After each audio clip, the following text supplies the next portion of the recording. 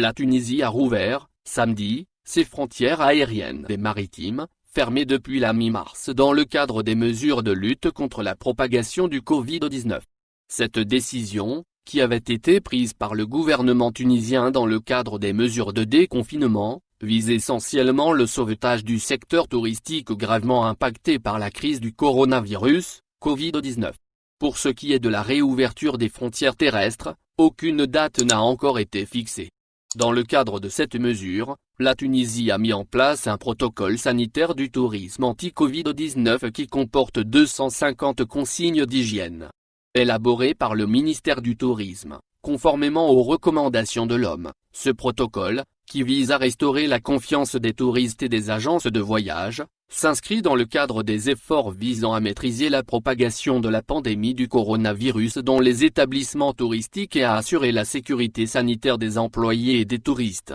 Pour les touristes et les expatriés, le gouvernement tunisien a annoncé de nouvelles mesures pour l'entrée des arrivants en Tunisie qui dépendent de la situation épidémiologique des pays de résidence.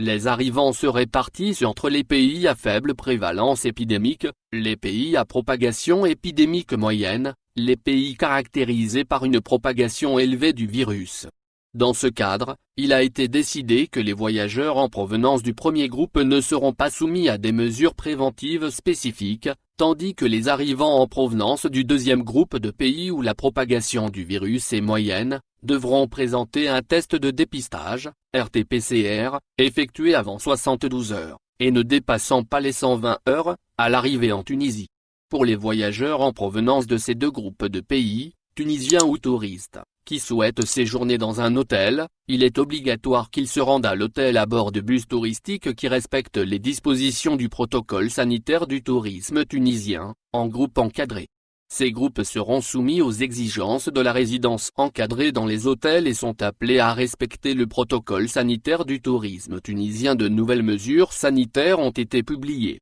vendredi, par la compagnie aérienne Tunisair, qui sont applicables sur l'ensemble de vols jusqu'à nouvel ordre. Il s'agit du port du masque qui est obligatoire tout au long du voyage, à l'enregistrement, à l'embarquement, pendant le vol et au débarquement, pour tous les passagers à l'exception des bébés de moins de 2 ans. Les passagers sont invités à respecter une distanciation physique d'au moins 1 mètre au comptoir vente, à l'enregistrement et à l'embarquement et des protections en plexiglas sont installées dans la mesure du possible dans les aéroports. La compagnie a également précisé que les avions sont équipés d'un système de filtrage de l'air composé de filtres à particules à haute efficacité, EPA. Le secteur du tourisme qui représente 20 000 emplois directs, près de 5 000 emplois indirects, fait face aujourd'hui à une crise sans précédent. Selon la Banque centrale de Tunisie, les recettes touristiques ont chuté de 43%, à seulement 1 milliard de dinars, environ 312 millions d'euros,